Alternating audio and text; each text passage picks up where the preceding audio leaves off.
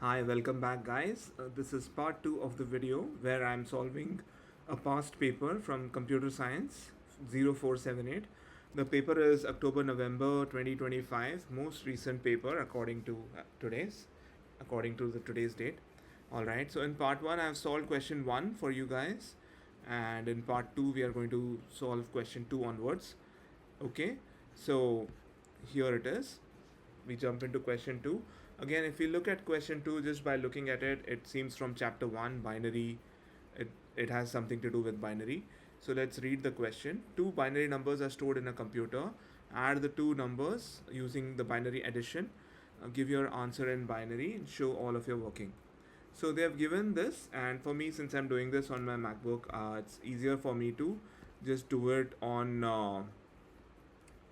Excel. Okay, so I'll just do this binary addition on Excel. Okay, if you are doing it with your pen and paper, just do it with your pen somewhere in the working area. So the number is 11110101.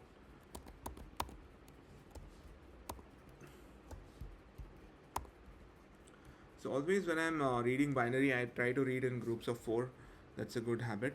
00111001.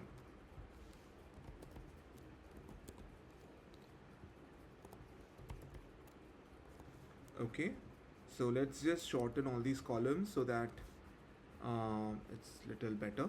Okay, all right, so now here I'm supposed to find out the answer. So I'll just mark it in a color, and over here I'm going to write the carry. Okay, so I'll mark that in another color. Okay, this is my carry. This is just how I'm doing my working, so it really doesn't matter. All right, so now we need to do the addition. Okay, we need to add these two binary numbers. If I look at this now, okay, so we need to add 1 and 1. So when we add 1 and 1, we get sum is 0, carry is 1. Okay, then we need to add 1 0 0, which is 1. We need to add 1 and 0, which is 1. 0 and 1 is 1.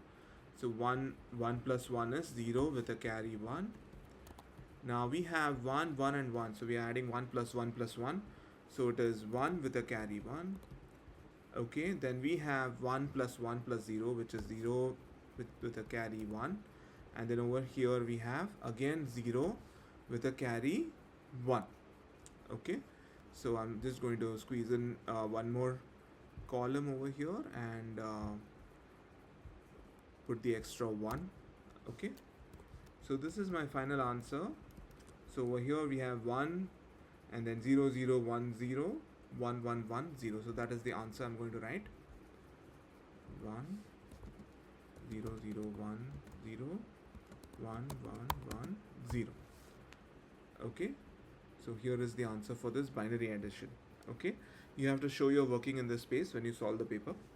All right, so very good. In case you need to verify your addition if that is correct or not, what you can do is you can convert both of these binaries into their equivalent what do we say, denaries. Okay, and then you can check the equivalent denary of the result, and if that matches with the addition. So I'll just do it over here real quick. Okay, so over here we have let's again copy paste these things. Okay, let's put powers of 2. Like I said, I have all these powers of 2 by heart, so it makes my job easy. It's good if you guys also by heart them. So now over here what do we have? We have 1 1 1 1, so it's like sum of all these. Okay, plus 4 plus 1. So since I'm using Excel, I'm just going to check the sum, which is 2 4 5. All right, and over here we have like these. So we have 32 16 8 and then 1, which is 57. Now if we want to add 245 with 57, we get 302. Okay, now let's copy this and check if the total comes to 302. So here this one represents 256, 2 raised to 8. Okay, so here we have 2 raised to 8 plus 32 plus 8. I'm only selecting all the powers of 2 which have the corresponding ones, you know, below, corresponding bit set to 1. Okay, so over here the sum is also 302. Okay, so if we add 256 plus 32 plus 8 plus 4 plus 2, we get 302, which matches with the addition over here, and thus my answer is correct. Okay, so these kind of questions you cannot go wrong, you have to just like do it properly. Now if you notice in this we have a overflow error, right? So you don't have to worry about it. When you write your answer, you write it along with the error. You don't write that there is an error or anything, you just write the extra bit. Okay, right. So a logical shift of 3 places is performed on the binary number so and so. So I'm again going to write the binary number and I'll show you how to do the logical shift. 11110101. I think it's the same number from here. Okay, so let's put it here. Let's put borders to represent that it's in a register. Okay, let's mark it in some like color. Okay, all right. Now what they are saying is give the denary number for the binary number that would be stored after the logical shift of 3 places that are occurred. Okay, and it is saying it's a right shift. All right, so if I'm shifting this thing right 3 places, what will happen is you know, I will get these three digits, the digits towards the LSB, like the first 3 digits will be lost. Okay, and you know, these digits will come in the place 2 3.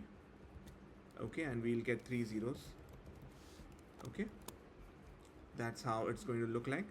And now if I want to calculate the denary for this, it's very easy.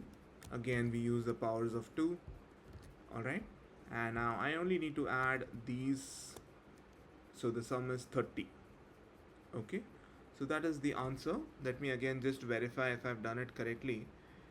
This goes away, so we have 0 1 1 1 0 1 1 1 1 and then all 3 zeros. So yes, so the my calculation is correct. Okay, so like I said, you know, when we are shifting them right, like these 3 digits go out.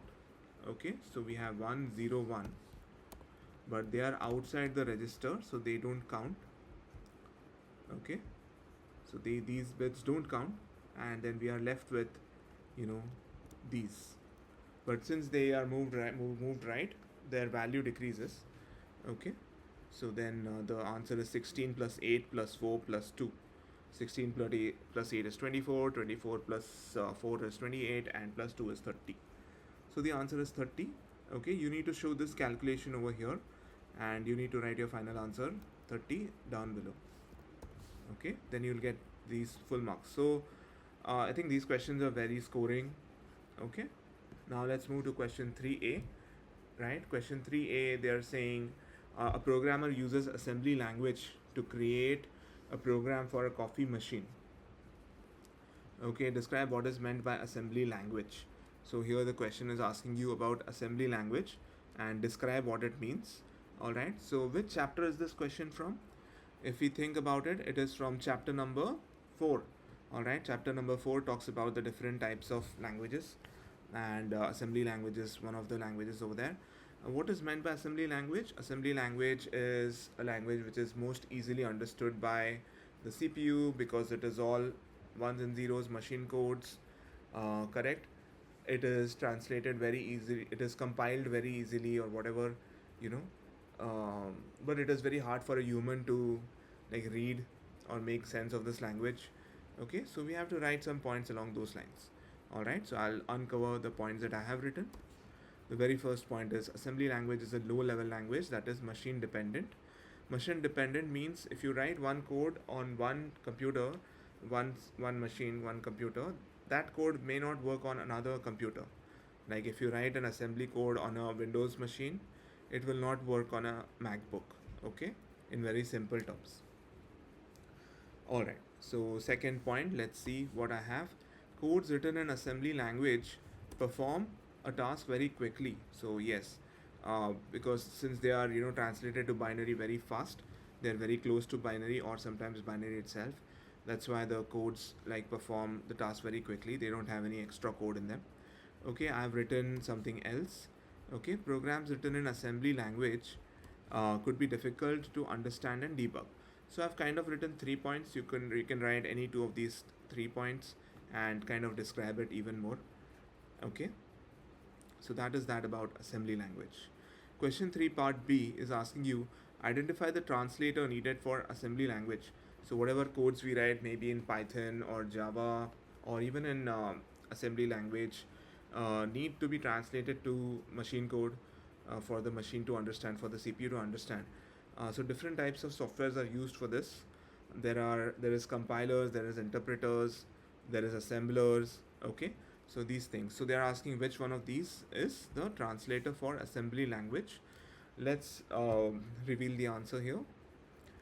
Yes, so the translator for assembly language is the assembler. Okay, very easy. All right.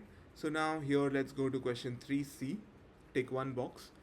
Take one box which shows the which statement is an advantage of using assembly language. Okay, so already I've kind of written some kind of advantages here. Okay, so the options are it is close to human language. Assembly language is not close to human language. It is nowhere close to English. Nowhere close to the English that we use in Python and Java and C, C++. So no. It is memory efficient. It is easy to debug. Is it really easy to debug a language which is, let's say, some codes and instructions like LDA, STFI, and things like that? No. It is machine independent? No. Here only I have stated that it is machine dependent. So assembly language is machine dependent. So the correct answer for this question is answer B. It is machine. It is memory efficient. Okay, it takes very less memory. Alright, so I'm going to progress to the next question. The next question in today's paper is something to do along with the fetch, decode, execute cycle. This you should know. This is very well. You should know this very well. From this question is from chapter number 3. Okay, so what this question is asking you. This is a tricky question. Like there are some questions in this paper which are tricky. By tricky, I mean that the answer is not exactly mentioned in the textbook. Okay, so we should know the background of the topic to write the answer. All right, so this paper has been a little difficult. That's what I've observed from the beginning. All right, so here they are saying that a computer with a von Neumann architecture has a CPU that performs the FDE cycle. Okay, complete and annotate the diagram to show how instructions are decoded and executed. Okay, now I have not covered my answer till now. So let me say that in the question paper they've only shown the CU control unit and the ALU. Okay, so we have to show the decoding and the execution stage. So if we recollect from the steps that are in the textbook, there is only one step for decoding and execution. The fetch has lot of steps. Okay, so I have made up this answer by putting in some information. So let's see. According to me, this should be the correct answer. There I have drawn CIR over here. So they didn't say that you should not draw any additional registers or anything. So I've taken the liberty to draw this. CIR, and CIR sends the instruction to the control unit. The instruction can be something which the control unit has to decode it. So control unit decodes the instruction. Okay, and then the control unit is sending the instruction to the ALU for execution. ALU is the arithmetic logic unit. It is the main guy in the CPU which is executing the instructions. Okay, ALU goes to execute the instructions, and it executes the instructions. Now what I've thought is after executing the instructions, the ALU will send out the output, the result. Correct, the result may be displayed on a screen or maybe printed out, or the result can even be stored in a memory. Okay, so I've made two options from the ALU. One is it sends the output for display and it goes to some output device, and the ALU sends the output for storage. It goes to some storage device like the RAM. Okay, now we know that the CPU can directly communicate with input output devices and the main memory, and that is why I've connected them here in this diagram. So take a look at this diagram, draw it out, and let me know what you feel about this question. Okay, so let's go to the next question All right. I didn't cover the answer for this. So, anyways, let's read the question. It's here below. The CPU is a dual core and has a processor speed of 2.4 gigahertz. Describe what is meant by a core. So again, this question is from which chapter? Chapter 3, hardware, right? So chapter 3 comprises of a lot of questions in the paper, and it has a high mark weightage. Okay, so describe what is meant by a core is the question, right? So the core is a part of the CPU. It has its own ALU and registers, correct? That is a core. If you have multiple cores, your processing speed can be increased. Okay, that is the answer that I've written. So sorry, one core is made up of a ALU, CU, and registers. It is responsible for processing. Many computers have multiple cores. Having multiple cores can speed up the computer's performance. Okay, so very nice, very basic. This question has been asked before. Okay, now explain two ways that the performance of the CPU could be increased. There are multiple ways by which the performance of a CPU can be increased. So one is by increasing the number of cores, which is in the previous answer here. The next is clock speed. If you increase the clock speed, the CPU can perform more FDE cycles, and therefore the performance can be increased. Then the next is cache memory. So instead of just writing cache memory, I have explained what a cache memory is. Cache memory is a high speed memory located on the CPU. Most frequently used data is stored on this cache memory, so that data need not be fetched all the way from the RAM. Cache memory that way is very important. So now increasing the size of the cache memory, you can store more data on cache memory, and therefore the speed of the CPU can increase, because then it can fetch more of this data from the cache memory rather than the RAM, and therefore the performance of the CPU can be increased. Okay, so it's 4 plus 2 plus 5, 5, 9, 11 marks for chapter 3 from this question. Okay, all right. So now we have question number 5, which is based on chapter 4. Okay, and then question number 6 based on chapter 5. All right, and then question number 6 is fully based on chapter 5, and then question number 7 based on chapter 5, chapter 6, and there is some parts of it which is also from, I think, chapter number 3. Okay, so we'll solve all this in the next part, and I'll try that the next part is the last part of this video. Okay, so I hope you all have understood everything that we have solved today in class. If you have any questions, you can put them in the comments below. If you know my number, you can just WhatsApp me all the questions that you have. Okay, good luck. I'll shortly make another video, hopefully tomorrow, and complete this paper for you. Okay, bye bye.